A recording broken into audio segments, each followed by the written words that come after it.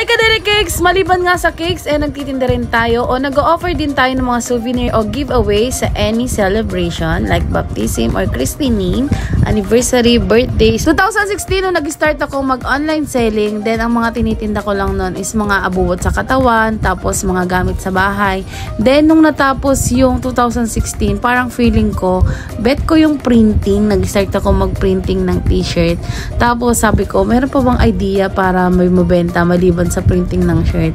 At ayun nga, nung napadpad ako nung birthday ng anak ko dun sa Tabora, nagkaroon ako ng idea kung ano pa yung mga pwede kong ibenta maliban lang sa t-shirt, dahil nga meron naman akong printer at meron akong cutter, at isa yan sa mga na-discover ko, yung paglagay ng mga sticker kung saan-saan or decals, kagaya na lang sa mga iba't ibang klase ng tumblers at mugs. Nakakatuwa din dahil napasali ako sa isang grupo kung saan nagbibigayan ng mga idea pagdating sa mga souvenirs at giveaway. Shoutout po sa inyo at maraming salamat po. Ang sarap lang sa feeling na mas marami tayong pwedeng ibenta para mas marami din option yung mga client. Tapos kapag may nagtanong kung kaya po ba to, hindi na tayo mag-aalinlangan tanggapin. Sakto rin naman na nagtitinda na tayo ng cakes, tapos pwede na rin natin i-offer yung mga souvenirs, invitation, tarpaulin na mga gagamitin sa party. O diba mas bongga yon, isahan na lang yung pagkukuhanan. Yun lang, salamat!